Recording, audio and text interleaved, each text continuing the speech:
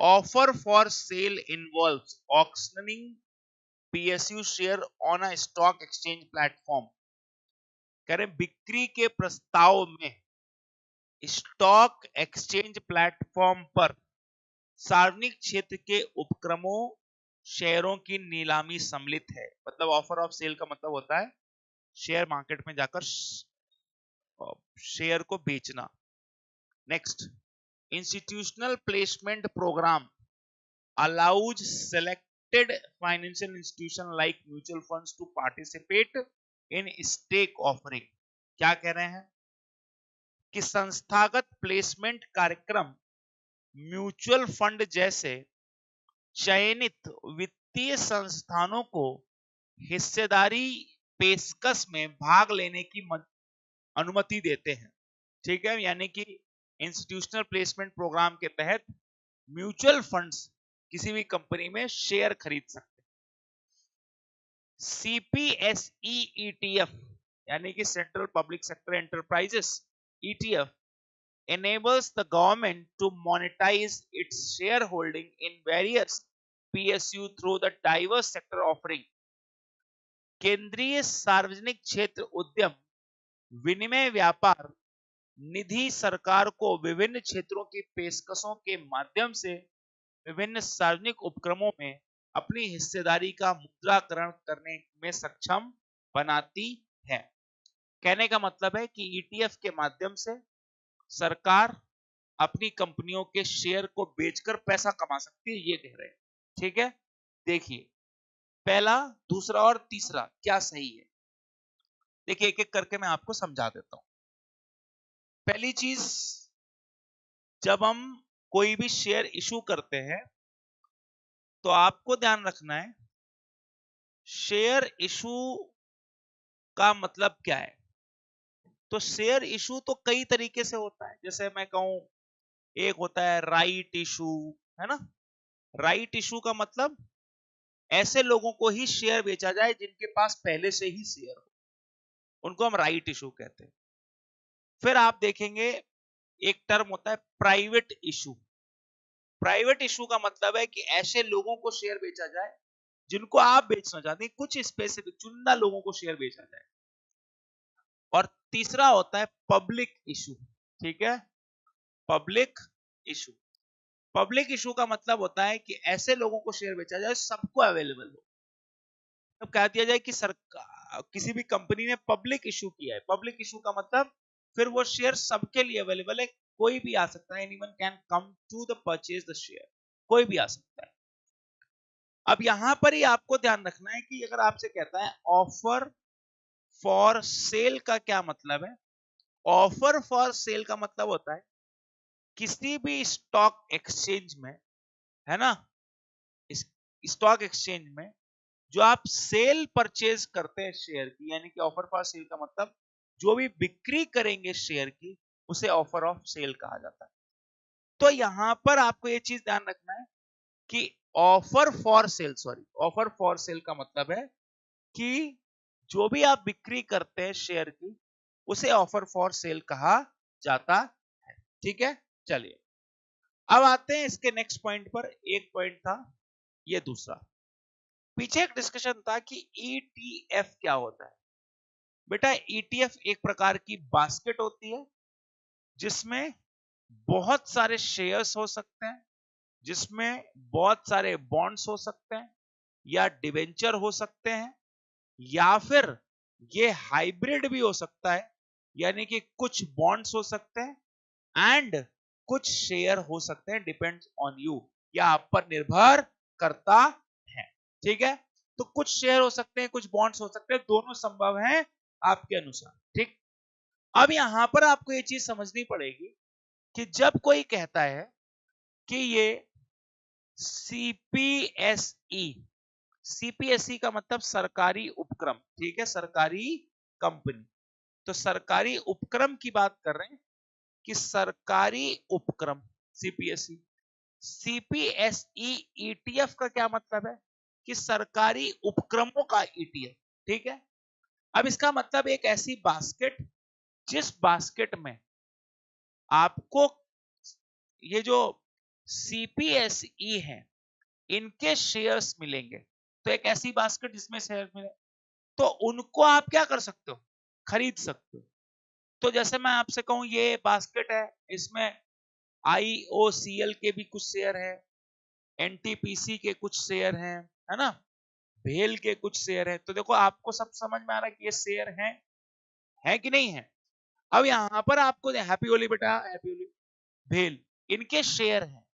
अब इनको आप अगर खरीदते हो, यानी कि एक बास्केट है, खरीदते हो, तो एक तरीके से हम क्या कह सकते हैं कि हमने जब ये बास्केट यानी कि ETF खरीदा, तो उस कंपनी का शेयर भी तो खरीदा, तो सरकार ने अपने शेयर्स को बेच दिया। तो इसको हम बोलते हैं मोनेटाइज करना। कोई भी मकान को अगर मैं बेच दूं, मकान मोनेटाइज हो गया, है ना। वैसे तो मकान मकान के फॉर्म में, लेकिन जब बेच दोगे कैश के फॉर्म, तो मोनेटाइज हो गया। ठीक है, तो यही क्वेश्चन है। देखो पहला क्वेश्चन क्या था, कह रहे हैं ऑफर फॉर सेल का मतलब होता है कि स्टॉक एक्सचेंज में शेयरों को बेचना। स्टेटमेंट बिल्कुल ठीक है, कोई दिक्कत नहीं है। फिर आते हैं इंस्टीट्यूशनल प्लेसमेंट प्रोग्राम के तहत जो म्यूचुअल फंड्स होते हैं, म्यूचुअल फंड्स में बहुत सारा पैसा होता है। तो म्यूचुअल फंड होता क्या है, जैसे एक ऐसा करके आप बास्केट बना लो, ठीक है, एक ऐसी करके आप बास्केट बना लो, और उस बास्केट में बहुत सारे लोग पैसा डालते हैं, ठीक है, ABCDEF, ये सारे लोग पैसा डाल रहे हैं। इसी पैसे को कलेक्टिव यूज करते हैं। There will be a fund manager, और वो क्या करेगा, आपके बिहाफ पर पैसा कहीं कहीं लगाएगा। ठीक है, तो आपके बिहाफ पर जो वो पैसा लगाएगा, सपोज दैट 1 2 3 4 5 कई सारी कंपनियों में पैसा लगाया, और वहां से पैसा बनाया, और फिर वो पैसा आपके साथ प्रॉफिट शेयर कर दिया आफ्टर कटिंग इट्स, या आफ्टर डिडक्टिंग देयर फीस, अपनी फीस लेने के बाद जो पैसा बचेगा दे देगा। तो यहां पर उसी चीज को तो कहा गया था कि भाई म्यूचुअल फंड्स क्या ऑफर करते हैं, पार्टिसिपेट इन, यानी कि शेयर खरीद सकते हैं। यस, थर्ड थर्ड स्टेटमेंट भी ठीक है कि जो ETF है वो ETF central public sector enterprises ETF के माध्यम से सरकारें अपने शेयर्स को मोनेटाइज कर सकती हैं, ये भी ठीक है। तो we will go with the C। यहां पर आप ध्यान रखना कि 1 2 3 इज करेक्ट आंसर, सारा आंसर यहां पर कलेक्ट हो जाएगा। ये भी याद रखने वाली बात हो गई आपके लिए। एक सेकंड देना मुझे, एक सेकंड देना। हम्म, कोई समस्या, कोई दिक्कत तो बता दो फटाफट। अरे एक मिनट को, मैं कमेंट सेक्शन नहीं दिख रहा मुझे, मैं वो चेक कर लेता हूँ। हम्म,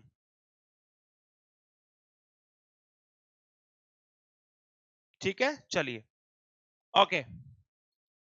अच्छा यहां पर एक चीज ध्यान रखना, गलत नहीं पूछा, गलत पूछ रहा है तो गलत के हिसाब से तो फिर D हो जाएगा, कोई भी गलत नहीं है, ठीक है, सॉरी।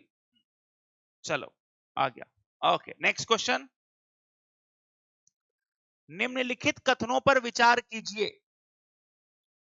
फॉलोइंग स्टेटमेंट, निम्नलिखित कथनों पर विचार कीजिए, करिए विचार, जरा देखते हैं क्या विचार होता है आपका, विचार विमर्श। The term disinvestment was introduced for the first time in the Indian economy is being through interim budget 1991। विनिवेश का मतलब क्या होता है, ऑफ सेलिंग ऑफ शेयर या offloading of shares to the private sectors. जब सरकार अपनी शेयर्स सरकारी कंपनी से निकालकर प्राइवेट सेक्टर की तरफ ले जाती, तो उसे हम ऑफलोडिंग डिसइन्वेस्टमेंट बोलते हैं।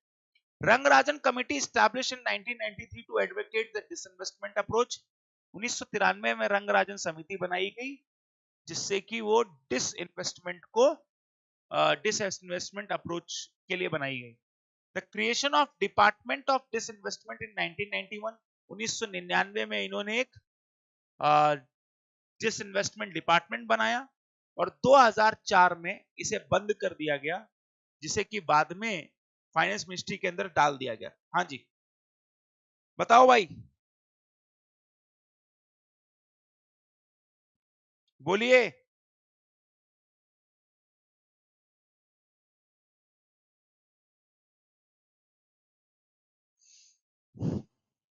आंसर क्या होना चाहिए दूसरे का,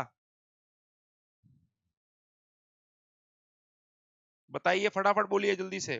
बाकी स्पिरिट कहाँ है, बाकी एस्पिरेंट बाद में देख लेंगे, क्या दिक्कत होगी।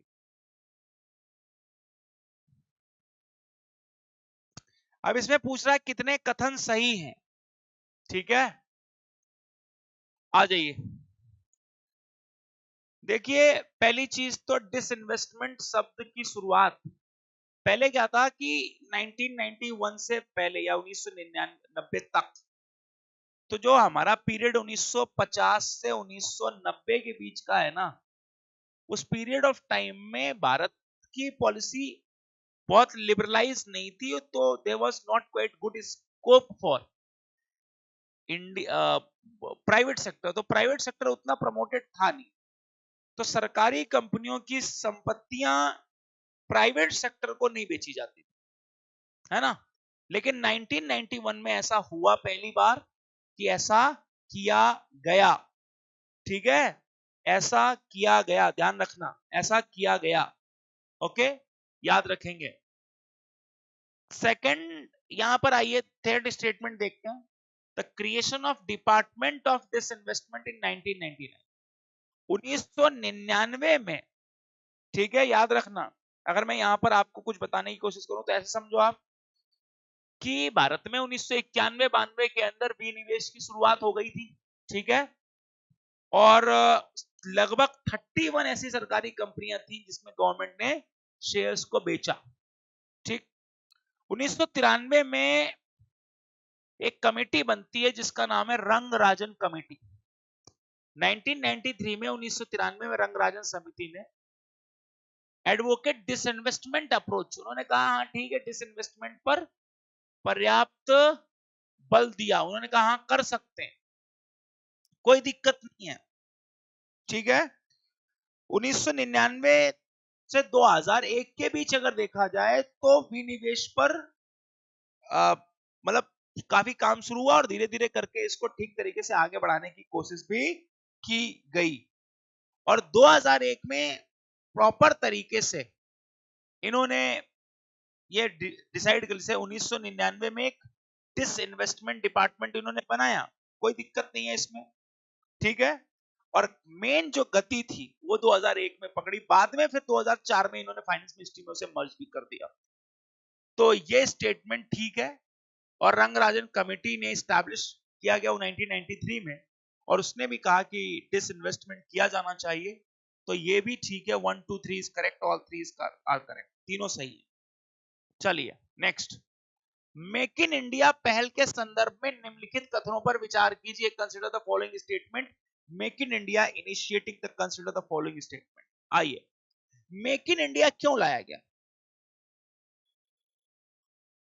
आप आंसर लेट में क्यों जाते हैं आपके पास बेटा, कुछ 30 सेकंड या 20 सेकंड की देरी से आपका और हमारे बीच कम्युनिकेशन होता है, और वो ऐसा नहीं है कि केवल हमारे पास ही होता है, वो यूट्यूब का ही पैटर्न है, वो ऐसे काम करता है, ठीक है।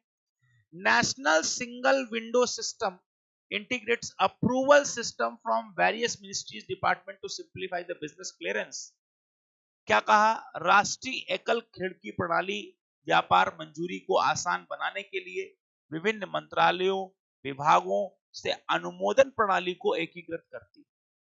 मेक इन इंडिया के अंदर कई सारे डिपार्टमेंट मिनिस्ट्रीज आपस में इंटीग्रेट होते हैं और नेशनल सिंगल विंडो सिस्टम के माध्यम से अप्रूवल जल्दी दिया जाता है, यहां भी ये कहा गया।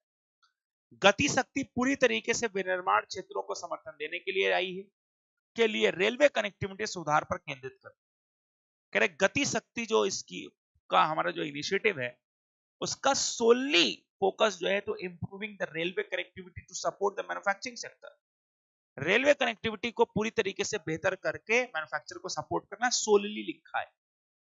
एक जिला एक उत्पाद मुख्य रूप से स्थानीय स्तर पर निर्मित स्वदेशी उत्पादों के वैश्विक विपणन पर बल देता है। One district one product primarily emphasise the global marketing of locally made indigenous product. जल्दी से बताइए, देखते हैं क्या आंसर आप लोग देते हैं। हाँ भाई बोलिए। हम्म, बोलिए बोलिए।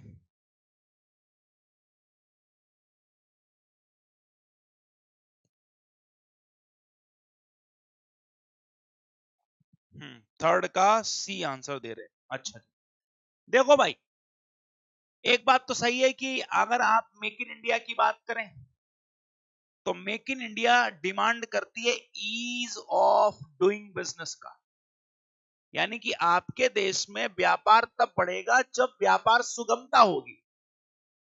होगी कि नहीं? जब व्यापार क्या होगी? सुगमता। लोग बिना किसी रोक टोक के व्यापार कर पाए तब व्यापार बढ़ेगा। अच्छा जी, तो इसके लिए जरूरी था कि डिपार्टमेंट और मिनिस्ट्रीज को एक करना और आसानी से क्लियरेंस मिलना। बिल्कुल ठीक है, कोई दिक्कत नहीं है इसमें, बिल्कुल ठीक है। गति शक्ति के अंदर आपको याद होगा क्या लिखा है? Solely on improving railway connectivity. केवल रेलवे नहीं है, रोड भी है, पोर्ट भी है ना? तो सारी कनेक्टिविटी है। गति शक्ति के अंदर मेजर जो रिक्वायर्ड इंफ्रा है वो रेलवे की कनेक्टिविटी थोड़ी ना है। तो यहां पर इसलिए गलत हो गया कि रेलवे के अलावा और भी सेक्टर है जहां पर इसे इंप्रूव करना है। वन डिस्ट्रिक्ट वन प्रोडक्ट का पर्पस केवल मार्केटिंग इंप्रूव करना नहीं है, उत्पादन का प्रचार तो हो, है ना, लोग वर्ल्ड वाइड जाने, लेकिन उत्पादन को बढ़ाने पर भी बल देना है। तो ये सोचे कि नहीं जी लोकली इंडिजिनस प्रोडक्ट जो है केवल उनका प्रचार हो, नहीं, उत्पादन में सुधार भी करना है और उत्पादन में सुधार के साथ साथ उत्पादन की सुविधा को भी इंप्रूव करना है। तो सो दैट ये भी गलत हो गया और ये भी गलत हो गया, यानी कि कई बार क्या होता है, वन डिस्ट्रिक्ट वन प्रोडक्ट पूरी दुनिया में लोग जाने, वो तो ठीक है, जाने के साथ साथ सप्लाई भी तो बने, जान तो जाएंगे फिर डिमांड आ जाएगी तो कैसे करोगे? तो इसलिए वहां पर उत्पादन को भी बढ़ाना है, ये चीज भी हमको ध्यान रखनी है। ठीक है, नेक्स्ट आइए, विशेष special economic zones. The establishment of special economic zones in India under foreign trade policy aimed to address challenge faced by export processing zone। विदेशी व्यापार नीति के अंतर्गत भारत में विशेष आर्थिक क्षेत्रों की स्थापना का उद्देश्य निर्यात प्रसंस्करण के क्षेत्रों के सामने आने वाली चुनौतियों का समाधान करना। क्या कह रहे हैं कि विदेशी व्यापार नीति के अंतर्गत जो स्पेशल इकोनॉमिक क्षेत्र की स्थापना की गई थी उसका मेन पर्पस था कि जो निर्यात में प्रॉब्लम्स आती हैं उनको दूर करना है। ठीक, the special economic zone act was enforced in 2005। Special economic zone act जो था वो 2005 में बनाया गया, ऐसा ये कह रहे हैं। अच्छा जी, फिर क्या कह रहे हैं कि Baba Kalyani committee recommendations focused on maximizing capacity utilization in SEZ। कह रहे हैं एक बाबा कल्याणी समिति बनाई गई थी और उसने कहा कि स्पेशल इकोनॉमिक जोन्स जो है उनका अधिकतम से अधिकतम यूज किया जाना चाहिए, उपयोग किया जाना चाहिए। India is the first country in the world to have special economic zone in the production. India पूरी दुनिया में पहला देश है जिसने निर्यात प्रोत्साहन के लिए स्पेशल इकोनॉमिक जोन का प्रोविजन इंट्रोड्यूस किया। Good morning Archana, good morning, I hope आप सही होंगे, अच्छे होंगे बेटा।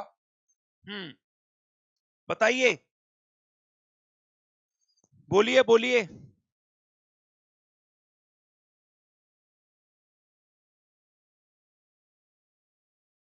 आंसर करिए, आंसर करिए।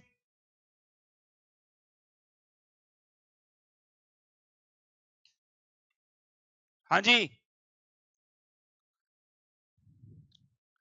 देखो भाई, हमें इस चीज से ही पता चल रहा है, पहली चीज, बाबा कल्याणी समिति ने कहा कि स्पेशल इकोनॉमिक जोन्स क्या होते हैं। स्पेशल इकोनॉमिक जोन्स होते हैं कि ऐसे एरिया डेवलप करने भारत के कुछ हिस्सों में जहां इंडस्ट्रियल या इकोनॉमिक एक्टिविटीज को प्रमोट किया जा सके। सरकार ऐसे एरियाज में बहुत सारे इंसेंटिव्स देती है, टैक्स छूट देती है, बहुत सारी सब्सिडी देती है तो यहाँ आर्थिक गतिविधियां बढ़ेंगी, और ये अगर आर्थिक गतिविधियां बढ़ेंगी ना दोस्त, तो लोगों के लिए काम बढ़ेगा, रोजगार बढ़ेगा, बहुत सारी चीजें होंगी, लोगों के लिए फायदा आएगा, है ना।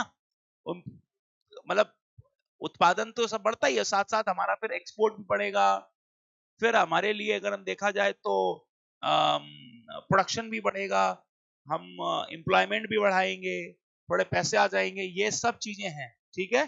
हाँ, वही चीज मैं बता रहा हूँ कि स्पेशल इकोनॉमिक जोन्स क्या होते हैं। जैसे ये एक एरिया है, तो this particular area have been identified by the government, और गवर्नमेंट ने ऐसा क्या कर, पूरे देश के अंदर तो सरकार बहुत सारी छूट नहीं देगी ना, लेकिन कहेगी यहां आर्थिक किसी पर्टिकुलर एरिया के अंदर अगर इंडस्ट्रियल गतिविधियों को बढ़ावा देना है, तो government has launched some benefits for this particular area, ठीक है। अब सरकार ये कह रही कि यहाँ प्लांट लगाओ आप अपना, जमीन सस्ते दाम पर दे देंगे, जमीन जब खरीदोगे तो उस पर टैक्स में छूट दे देंगे, सब तुम्हें रिबेट में दे, बहुत सारी चीजें हैं यहाँ पर फायदे। तो इसलिए स्पेशल इकोनॉमिक जोन का कॉन्सेप्ट इंट्रोड्यूस किया गया। यह बात बिल्कुल ठीक है कि स्पेशल इकोनॉमिक जोन्स जो थे वो 2005 में आए, और 2006 के अंदर अगर हम देखें तो इसे इससे संबंधित कि कैसे इसको शुरुआत करेंगे, कैसे लागू होगा, ये स्टेटमेंट तो भाई बिल्कुल ठीक है, इसमें कोई दिक्कत की बात नहीं है, ठीक है। 2005 में आए और स्पेशल इकोनॉमिक जोन्स के जो रूल थे 2006 में आए। बाबा कल्याणी कमेटी ने यह बात बिल्कुल कही कि हमें स्पेशल इकोनॉमिक जोन पर ध्यान देना है, और हमें इसे WTO के नियमों या कंप्लायंसेस के अनुकूल भी बनाना है, ये चीज भी ध्यान रखना है। अब स्पेशल इकोनॉमिक जोन की अगर मैं बात करूं तो पहली बार ये भारत में नहीं आया, पहला देश नहीं था, India was not the only first country, ये China, Canada, these were the countries जिन्होंने सबसे पहले ये काम कर लिया, ठीक है। अब यह कह रहे हैं कि establishment of special economic Jones aimed to address challenges faced by the export। अब एक्सपोर्ट कंपनियों के द्वारा जो चैलेंज फेस किया जा रहा है, उसलिए हमने स्पेशल इकोनॉमिक जोन बनाया। आपको लगता है, बोलो, तो यहां पर सही मायनों में देखें तो स्पेशल इकोनॉमिक जोन क्यों बनाया गया होगा, तो पहले तो जो फीताशाही होती है ना, मतलब जो स्ट्रक्चरल प्रॉब्लम्स हो सकती हैं, वो there are some challenges with the structure, कि भाई एक जगह इंफ्रास्ट्रक्चर नहीं है, वो एक समस्या हो सकती है। फिर ब्यूरोक्रेसी, है ना, ब्यूरोक्रेसी, इंफ्रास्ट्रक्चर, और उसमें फिर कहीं थोड़ा बहुत एक्सपोर्ट वाला जो इश्यूज है, उन सब चीजों को, but not the only thing जो जिसको ध्यान में रख के ये चीज की गई। तो 2 और 3 इज करेक्ट आंसर, तो 2 और 3 सही है, तो केवल 2 सही हो जाएगा इसमें, याद रखना, ठीक है। नॉट ऑल 3 करेक्ट, पर 2 कहीं सही है इसमें, तो ठीक है, चलिए। और अगर आपको स्पेशल इकोनॉमिक जोन देखना है तो मैं दिखा देता हूं आपको। अगर यहां पर जब आप कहीं जाओगे तो आप क्या देखोगे, SEZ,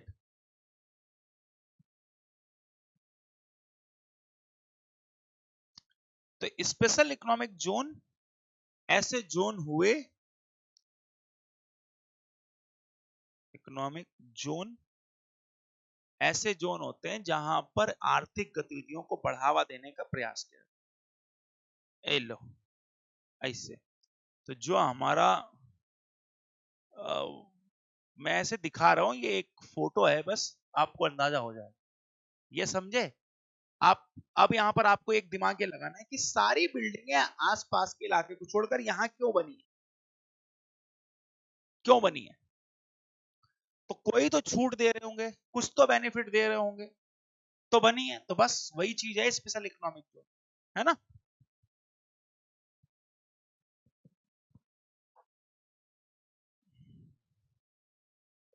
हम्म,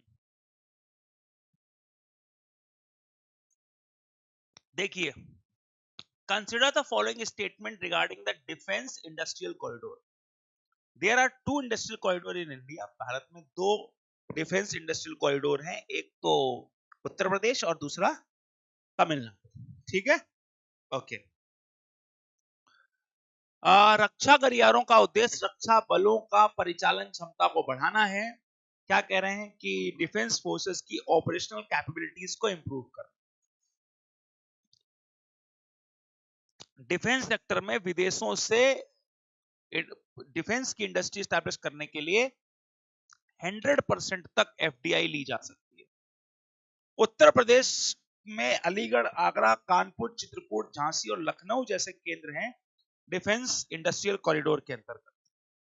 बोलो भाई, जल्दी आंसर करिए। डिफेंस कॉरिडोर्स का क्या चक्कर है भाई?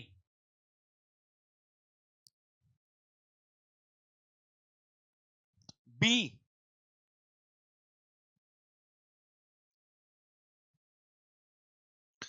पहली चीज जो डिफेंस के कैटेगरी में एफडीआई आ सकती है,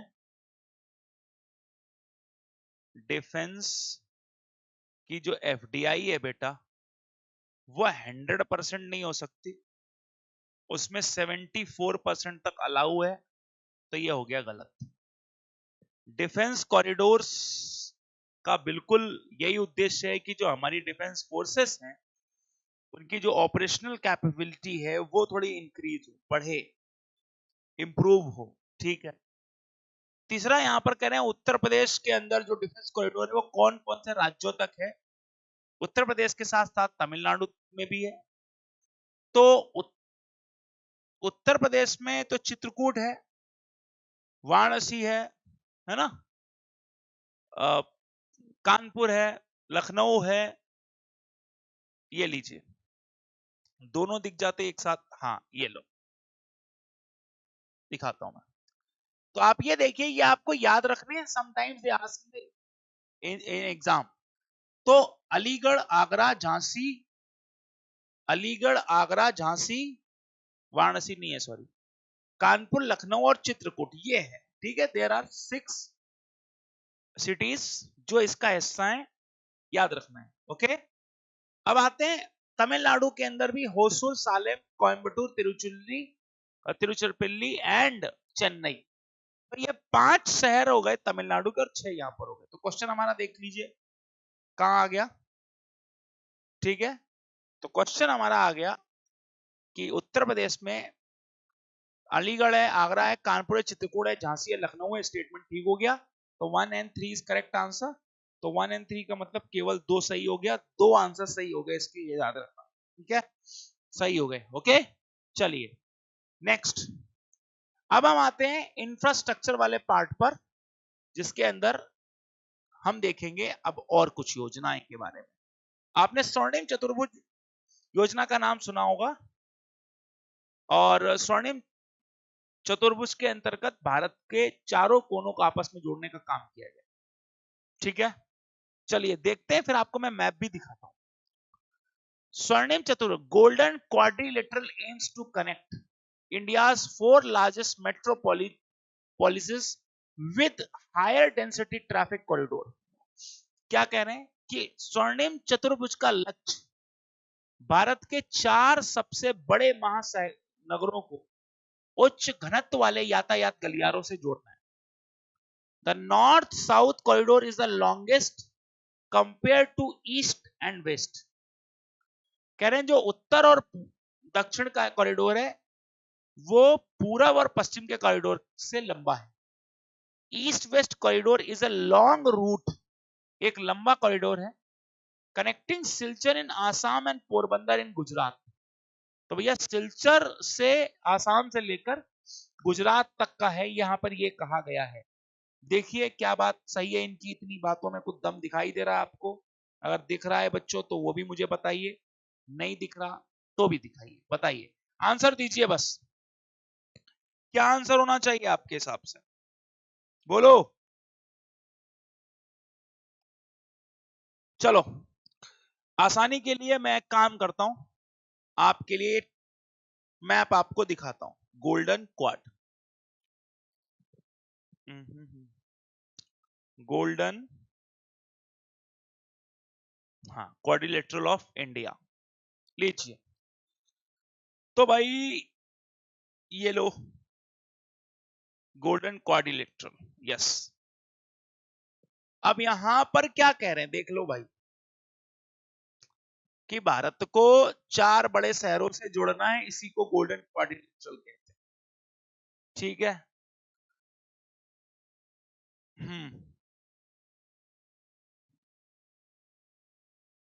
देख लो।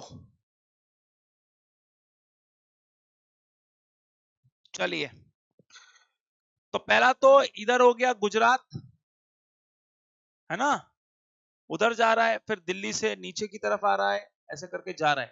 हालांकि जोड़ा ऐसे गया, लेकिन आपको ये ध्यान रखना है कि गोल्डन क्वाड्रिलेटरल के अंदर आपने ये ध्यान रखना है कि जो आइडिया है इसका वो है कि भारत को किसी भी तरीके से हमें भारत के जो 4 बड़े शहर है उनको आपस में कनेक्ट करना है। ठीक है। तो अब इस आइडिया के अंतर्गत अगर हम चले तो हमें ये बात पता होनी चाहिए कि भैया गोल्डन क्वाड्रिलेटरल का मेन एम जो था वो चारों बड़े शहरों को जोड़ना था। सही था? बोलो यस। और इसका जो टोटल लेंथ है वो 5,846 किलोमीटर का है कितना? 5,846 किलोमीटर। अगर आप इसको नॉर्थ से, मतलब यहां पर अगर ऐसे देखेंगे एरिया के हिसाब से तो 5,846 किलोमीटर के आसपास यह है। ठीक है। चलिए, दूसरा, अच्छा मैं यहां पर बता दूं, पूर्व पश्चिम गलियारे की तुलना में दक्षिण गलियारा लंबा है। ठीक है। पूर्व पश्चिम गलियारा आसाम के सिलचर से पोरबंदर तक है, ये भी ठीक है। तीनों ऑप्शन सही हो जाएंगे, बात खत्म हो गई।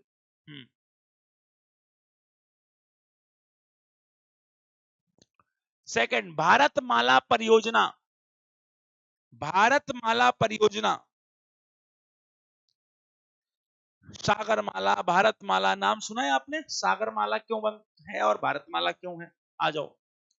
The development of Greenfield Expressway is the primary focus under this initiative to ensure better traffic and freight management. Greenfield expressway का मतलब नए नए एक्सप्रेसवे बनाए जाएंगे भारतमाला परियोजना के तहत, याद रखना, जिससे कि बेहतर यातायात एवं माल ढुलाई की जा सके। Next, the funding of the Bharatmala will rely solely on the government budgetary allocation due to the inadequacy of other financial sources. कह रहे हैं कि भारतमाला के अंदर जितना भी पैसा लगेगा वो सरकार को अपने बजट से देना है, क्योंकि हमारे पास दूसरे और तरीके नहीं है पैसा जुटाने के। Economic corridors, inter corridors, international corridors and international connectivity are distinct component under the Bharatmala परियोजना। क्या कह रहे हैं? भारतमाला परियोजना के अंतर्गत आर्थिक गलियारे, अंतः गलियारे, राष्ट्रीय गलियारे और अंतरराष्ट्रीय कनेक्टिविटी अलग अलग घटक हैं। यानी कि इस तरीके की चीजें शामिल हैं कि ऐसा इंफ्रास्ट्रक्चर बनाया जाए जिससे नेशनल इंटरनेशनल सारी कनेक्टिविटी बेहतर हो सके। यहां पर यह बात कही गई है।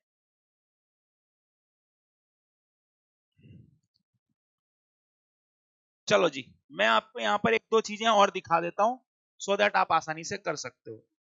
भारत माला प्रोजेक्ट, भारत माला प्रोजेक्ट के लिए जो सबसे पॉपुलर चीज है मैं वो दिखाता हूं आपको, तो आसानी से आप अपना आंसर दे सको। देखो जी, पहले का है बट कोई बात नहीं। अब यहां पर कह रहे हैं कि देखो कितना इकोनॉमिक कॉरिडोर बनाएंगे। देखो क्या कह रहे हैं कि इकोनॉमिक कॉरिडोर बनाना है, इंटर कॉरिडोर यानी कि आपस छोटे छोटे कॉरिडोर्स बनाने हैं जो आपस को कनेक्ट करते हो, नेशनल कॉरिडोर भी बनाने हैं, बॉर्डर रोड्स और इंटरनेशनल कनेक्टिविटी भी करनी है। सीमाओं के आसपास, पोर्ट के आसपास भी हमें हाईवेज बना के देने पड़ेंगे। ग्रीन फील्ड यानी कि नए हाईवेज भी बनाने पड़ेंगे। ठीक है। तो ये सारी चीजें इसके अंदर की जाएंगी। तो हमारा जवाब काफी हद तक हमें मिल गया है। अब यहां पर कह रहे थे कि पहले 5,35,000 करोड़ रुपए लगेंगे, अब तो ज्यादा लगेंगे, कोई बात नहीं, लेकिन पैसा जो है वो गवर्नमेंट से नहीं आएगा। क्या आप इस बात से इत्तेफाक रखते हैं? तो हमारा जवाब क्या होगा? नहीं नहीं, हम बिल्कुल, गवर्नमेंट से आएगा नहीं नहीं, सरकार के पास इतने पैसे नहीं कि सरकार सारा पैसा अपनी जेब से भर पाए। तो पहली चीज तो यस, बिल्कुल ठीक है कि यहाँ पर ग्रीनफील्ड हाईवे का डेवलपमेंट किया जाएगा, नए हाईवेज बनाए जाएंगे भारतमाला परियोजना के तहत। ठीक। दूसरा, funding for the Bharatmala will rely on the salary, नहीं, इसमें प्राइवेट इन्वेस्टमेंट भी है। ट्रिपल पी मॉडल वैसे ही चलता है, पब्लिक प्राइवेट पार्टनरशिप, तो ये गलत हो गया। Economic corridor, inter corridor, national corridor और इंटरनेशनल कनेक्टिविटी, ये सारी चीजें होंगी। तो 1 and 3 इज करेक्ट आंसर। तो ओनली 2 हम जाएंगे, केवल 2 सही है। केवल 2 मतलब इनमें से केवल 2 नहीं, इनमें से केवल 2 सही, मतलब 2 ऑप्शन सही नहीं है, बाकी 1 and 3 इज करेक्ट आंसर। ठीक है, चलिए नेक्स्ट, सागरमाला परियोजना। देखो भारतमाला थी, अब कैसा सवाल पूछ दिया, सागरमाला, है ना।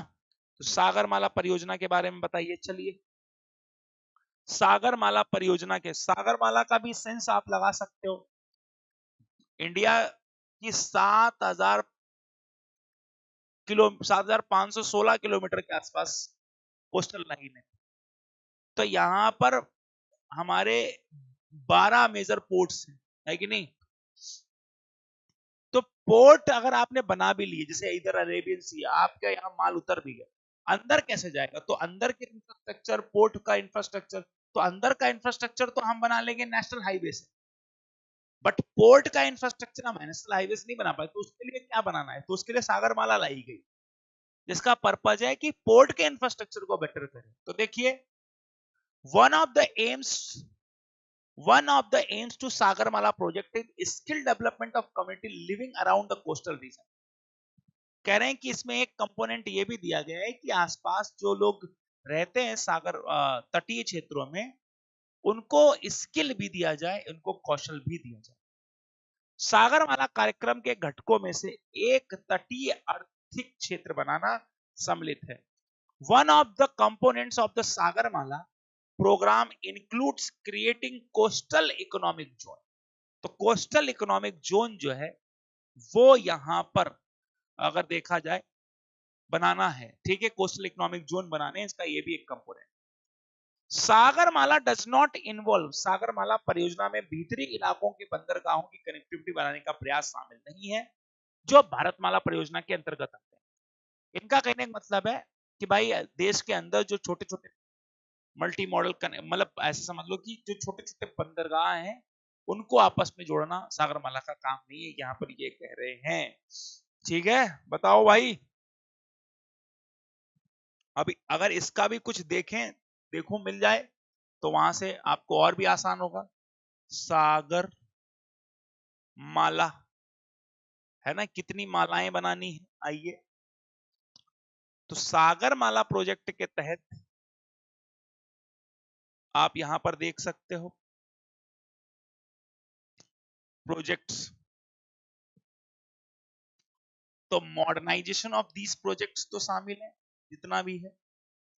फिर इसके अंतर्गत इन्होंने ये भी प्लान किया है कि कैसे भी करके एक दूसरे से ये कनेक्टिविटी भी करा दे, है ना, कनेक्टिविटी करानी भी इनके ऊपर जिम्मेदारी है, ये बात ध्यान रखना।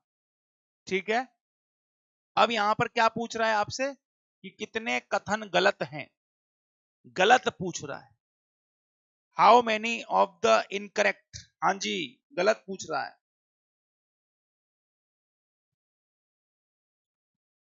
बोलिए।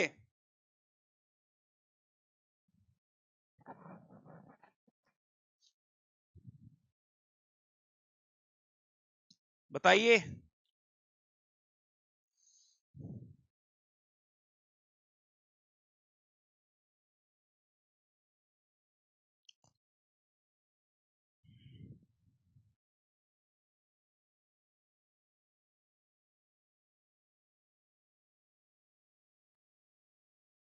तो पहली चीज ए होना चाहिए। ठीक है, पहली चीज, क्या हम ये कह सकते हैं कि लोगों के आसपास जो स्किल वगैरह है ये देने का काम करना है, बोलिए।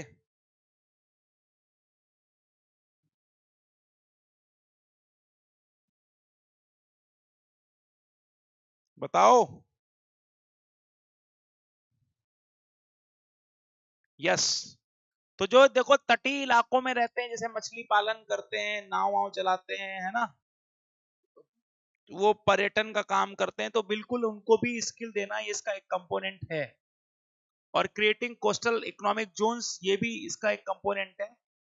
लेकिन ये यहाँ पर गलत लिखा है कि सागरमाला प्रोजेक्ट जो है वो इन्वॉल्व नहीं करता है जो आपके अंदर के बंदर भीतरी इलाकों के बंदरगाह हैं उनको, नहीं, उनकी कनेक्टिविटी बढ़ाने का काम भी सागरमाला के जिम्मे। तो 1 और 2 करेक्ट है। अब चूंकि यहाँ पर इनकरेक्ट पूछा हुआ है, then we will go with the A, केवल एक ही सही है और दो सही नहीं है। अब दो मतलब इसमें से तीसरा गलत है, तो गलत तो एक ही हो गया, फिर दो सही है। अगर यहाँ पर करेक्ट पूछा जाता तो आंसर फिर बी हो जाता। हाँ जी, पारादीप, पोर्ट ऑफ पारादीप की बात कर रहे हैं। पारादीप बंदरगाह से संबंधित निम्नलिखित कथनों पर विचार कीजिए। ठीक है, निम्नलिखित कथनों पर विचार कीजिए पारादीप से संबंधित। बताइए, पारादीप जो है उसकी पोर्ट की बात हो रही है, उससे संबंधित प्रश्न आपके सामने आ चुका है।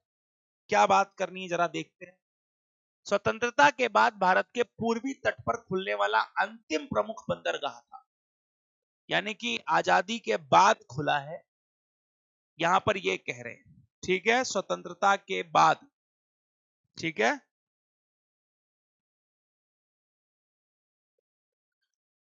एक बंदरगाह रणनीतिक रूप से महानदी और बंगाल की खाड़ी के संगम पर स्थित है। Port is strategically positioned at the confluence of Mahanadi river and gulf of Bengal, और यह गल्फ ऑफ बंगाल पर है। ठीक है, आओ मैं आपको मैप दिखा देता हूं, अगर इसमें मिल जाएगा तो बहुत बढ़िया है, नहीं तो फिर स्टेटमेंट से निकालें। पैराडीप पोर्ट मैप,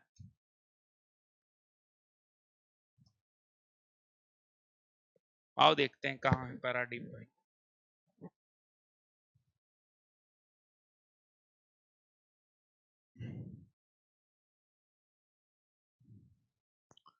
देखिए, दिख रहा है, तो एक बात तो समझ में आ गई, गल्फ ऑफ, बोलो, बंगाल, बंगाल की खाड़ी और महानदी के संगम पर तो है भैया। ठीक, ये चीज तो क्लियर हो गई।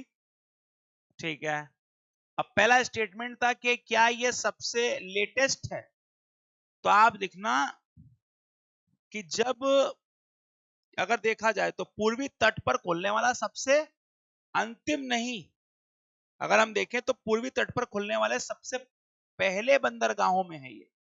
शुरुआत इसी से हुई है कहानी की, बंद लास्ट नहीं हुआ है।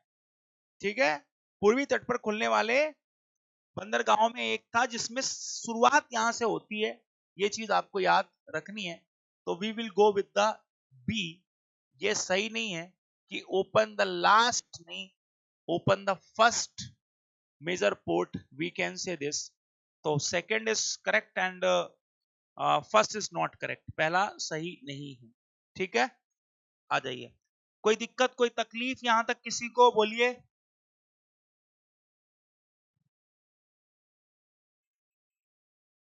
उम्मीद करता हूं नहीं ही होगी, है ना। चलो next, consider the following statement regarding किसान रेल। किसान रेल पर बात कर रही है। देखो, आपको सबको पता है there are some perishable goods जिन्हें समय पर नहीं पहुंचाया जाए तो फिर बहुत सारा माल वेस्ट हो जाएगा। मिल्क है, सब्जियां हैं, है ना। तो भाई इनकी सप्लाई भी हर जगह नहीं बनी रह पाती और अच्छी कीमत भी हमारे किसानों को नहीं मिलेगी अगर इनकी सप्लाई का एरिया नहीं बढ़ाया जाए। तो गवर्नमेंट इंट्रोड्यूस्ड किसान rail, government introduced kisan rail so that government can dispatch the perishable goods just like vegetable, milks and dairy products timely on time to the some part of या other part of the countries। तो कई सारे हिस्सों में यहां पर इसकी supply करनी है, तो इसलिए किसान रेल आए। कहते किसान रेल योजना के अंतर्गत कृषि मंत्रालय किसानों को रेलवे के माध्यम से उपज के परिवहन के लिए सब्सिडी परिवहन प्रदान करता है। कहते हैं Kisan rail ministry of agriculture will provide subsidies to farmers, किसानों को सब्सिडी देंगे, transport to produce via railway. अच्छा, किसानों को सब्सिडी देने का मतलब क्या है? सिंपल मतलब है, अगर किसान का भाड़ा लग रहा है इसमें 10,000, तो सरकार आपसे 2-3 हजार रुपए लेगी, बाकी के पैसे सरकार को दे देंगे। ये समझो आप, ठीक। किसान rail operates on the schedule stoppage time for the efficient loading and unloading. किसान रेल कुशल लोडिंग और अनलोडिंग के लिए निर्धारित ठहराव समय पर चलती हैं। खेप की लागत का भुगतान पार्सल स्केल का उपयोग करके मापे गए वजन पर आधारित होता है। Payment of consignment cost is based on weight measures using the parcel scale. तो इन्होंने कहा कि भाई जो वजन होता है उसके हिसाब से आपकी यहाँ पर प्राइसिंग तय की जाती है कि आपको कितने पैसे इनको देने पड़ेंगे, ठीक है। अब ये स्टेटमेंट आप देखो, पहली चीज कि भैया जो इसमें किसान रेल की तरफ से सुविधा दी जा रही है ट्रांसपोर्ट की, तो यहाँ पर जो भी सब्सिडी आपकी बन रही है वो एग्रीकल्चर मिनिस्ट्री, रेलवे मिनिस्ट्री नहीं देती। ये सब्सिडी दी जाती है ministry of food processing, ministry of food processing की तरफ से देते हैं, यानी कि खाद्य प्रसंस्करण मंत्रालय की तरफ से ये दिया जाता है, खाद्य प्रसंस्करण मंत्रालय से ये दिया जाता है। तो ये तो हो गया गलत। हाँ, ये बात सही है कि किसान रेल ना समय समय पर जगह पर रुकती हैं और प्रॉपरली उसमें सामान डाला जाता है, और यानी कि जो भी आपकी एग्रीकल्चर प्रोड्यूस है उनको आप भेज सके, तो इसके लिए प्रॉपरली स्टॉपेज टाइम, ऐसा नहीं कि कभी कोई निकल गया तो दिक्कत हो जाएगी ना भाई। तो उनका प्रॉपरली शेड्यूल बना हुआ है, उसके हिसाब से चलती है। और यहाँ पर जो खर्चा आता है भेजने का, वो भी खर्चा आता है आपका उसके मेजरमेंट के हिसाब से। एक एग्जांपल मैं आपको दिखा देता हूँ यहाँ पे कि किसान रेल दिखती कैसी है। आपको लगे किसान रेल अगर किसान चलाते हैं क्या? नहीं, ऐसा कुछ नहीं है, किसान नहीं चलाते, बल्कि किसान रेल जो होती है वो कुछ इस तरीके से दिखती है।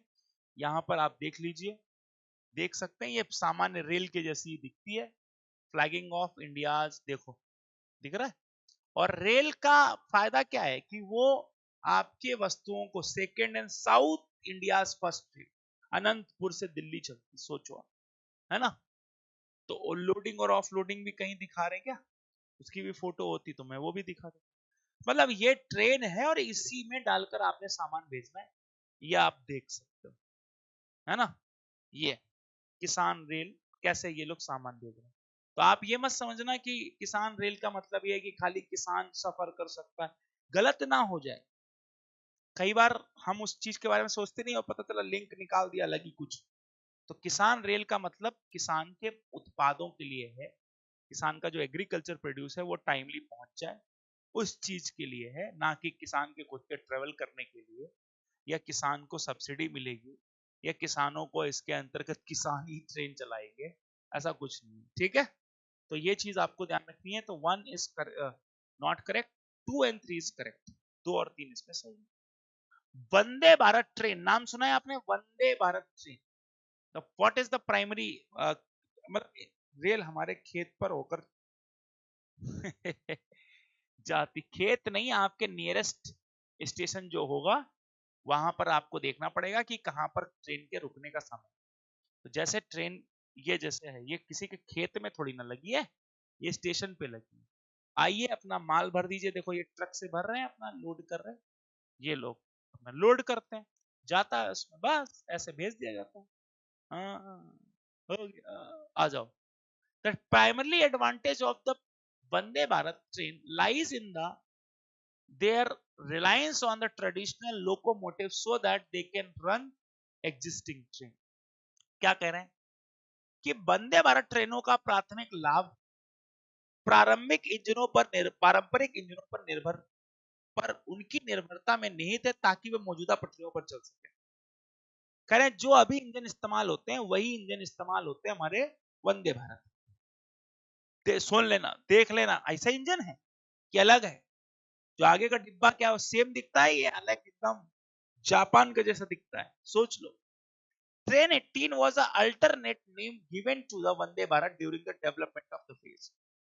तो डेवलपमेंटल जब फेज था तब इसे जो नाम दिया गया था वो दिया गया था हमारा वंदे ट्रेन 80।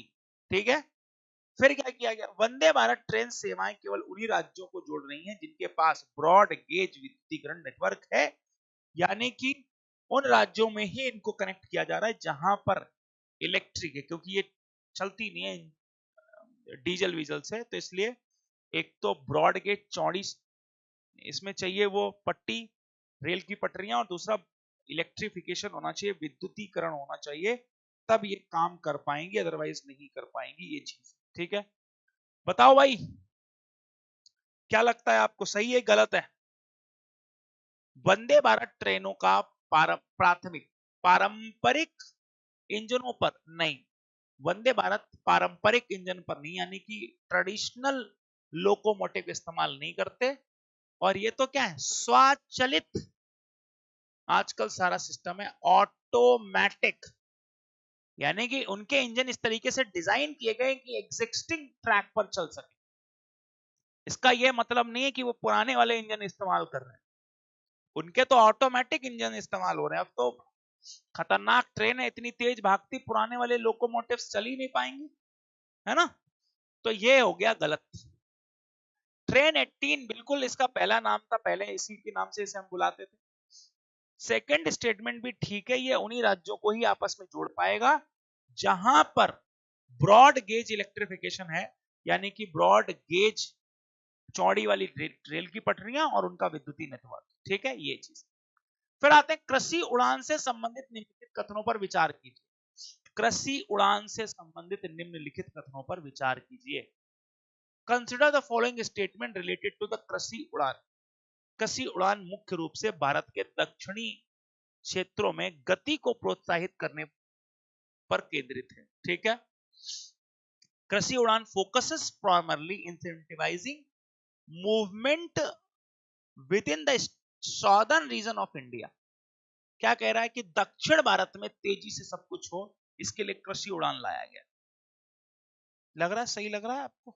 मुझे तो सही नहीं लग रही ये बात, है ना? बोलो। कृषि उड़ान साउदर्न एरियाज के अंदर तो सब ठीक, चलो ठीक है, अभी देखते हैं। कृषि उड़ान योजना का उद्देश्य कृषि उपज के लिए हवाई परिवहन को प्रोत्साहित करना। तो कृषि उपज के लिए हवाई परिवहन, अच्छा जी। ई कुशल प्लेटफॉर्म का उद्देश्य विशेष रूप से माल ढुलाई के लिए तकनीकी सहायता प्रदान करना है। बताओ भाई, बोलिए।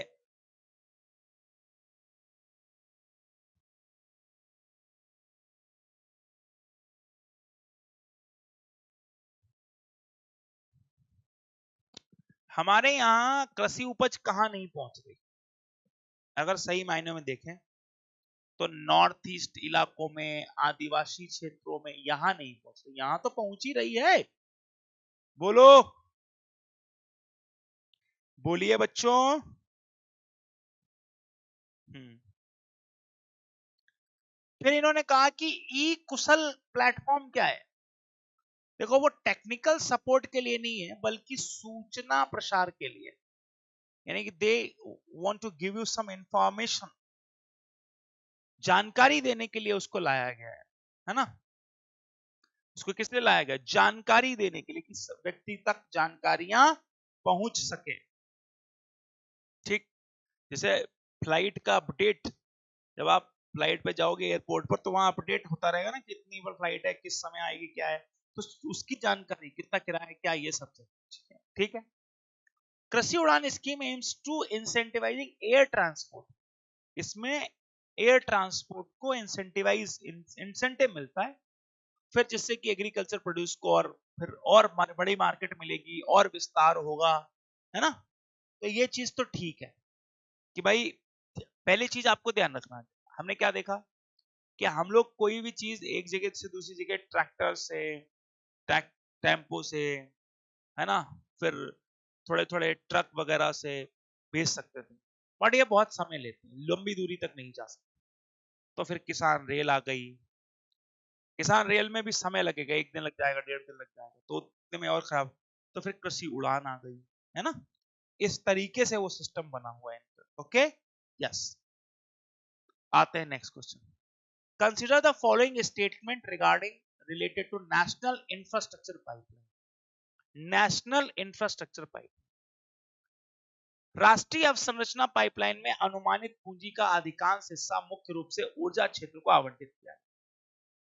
कहते हैं कि नेशनल इंफ्रास्ट्रक्चर पाइपलाइन के तहत जो भी प्रोजेक्ट्स हैं उसमें से सबसे ज्यादा पैसा इन्होंने ऊर्जा क्षेत्र पर लगाना है। ठीक, national infrastructure pipeline AIIMS to source approximately 50% of investment from the private sector. Private sector से 50% पैसा आएगा, ऐसा ये कहते हैं। यानी कि ये इसके जो भी पैसा लगाए 50% यहां से। Over the period of 2020 to 25, the central government will contribute remaining 50% of the total investment. और हमारी सेंट्रल गवर्नमेंट देगी 20%, ये बात यहाँ पर 50% ये बात यहाँ पर कही गई है। ठीक है, पहले आप देख लो फिर मैं बताता हूं इसको। देखो जी, जब हम नेशनल इंफ्रास्ट्रक्चर पाइपलाइन की बात करते हैं तो उसके अंतर्गत इंफ्रास्ट्रक्चर को डेवलप करना है, ये बात तो एकदम ठीक है। नेशनल इंफ्रास्ट्रक्चर पाइपलाइन है ना, इसमें अगर मैं यूपीएससी लिख दूंगा तो हमें केवल ऑथेंटिक जानकारियां मिलेगी, फालतू की इमेजेस वगैरह नहीं। आओ, शायद हमें एक अच्छी बात पता चल गई है, मिल गई है। देखो जी, नेशनल इंफ्रास्ट्रक्चर पाइपलाइन की अगर मैं बात करूं तो इसके अंदर एनर्जी नहीं है, ये नहीं है, जिससे आपका काम हो वो। हाँ, आ जाओ आ जाओ। देखो भाई, हमारे क्वेश्चन का जवाब आ गया, आ गया। देखें, कहते हैं नेशनल इंफ्रास्ट्रक्चर पाइपलाइन के तहत एनर्जी, रोड, अर्बन डेवलपमेंट और रेलवेज इसके मेजर एरिया। जो भी खर्चा करेंगे ये लोग, उसका 24% एनर्जी वाले सेक्टर पर ज्यादा फोकस करेंगे और उसको विकसित करने पर ध्यान देंगे। ठीक, नेशनल इंफ्रास्ट्रक्चर पाइपलाइन के अंतर्गत जो इन्वेस्टमेंट का मॉडल है वो ट्रिपल पी मॉडल पर आधारित है। 39% इसमें सेंट्रल गवर्नमेंट देगी, 40% यहां पर स्टेट गवर्नमेंट्स देंगे और 21% यहां पर प्राइवेट सेक्टर से पैसा लाया जाए। ठीक है, अब इन्होंने कहा है कि इन्होंने ये कहा है कि भाई ये जो प्रोजेक्ट है इसका मेन पर्पस यही है कि किसी भी तरीके से सरकार ऐसा इंफ्रास्ट्रक्चर बना दे जो वर्ल्ड क्लास इंफ्रास्ट्रक्चर के तौर पर आइडेंटिफाई किया जाए या रिकॉग्नाइज किया जाए। आ जाओ जरा, कहते हैं कि infrastructure primarily allocated energy, energy को सबसे ज्यादा दिया था, हाँ जी 24%, याद है ना? नहीं दिखा तो अभी देखो,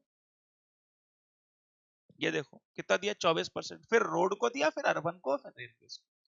ठीक है जी, अब यहां पर अगर हम देखें आगे आओ, कि सरकार कह रहे हैं कि नेशनल इंफ्रास्ट्रक्चर पाइपलाइन के तहत प्राइवेट सेक्टर जो कंट्रीब्यूट करेगा वो 50%, 21% होगा।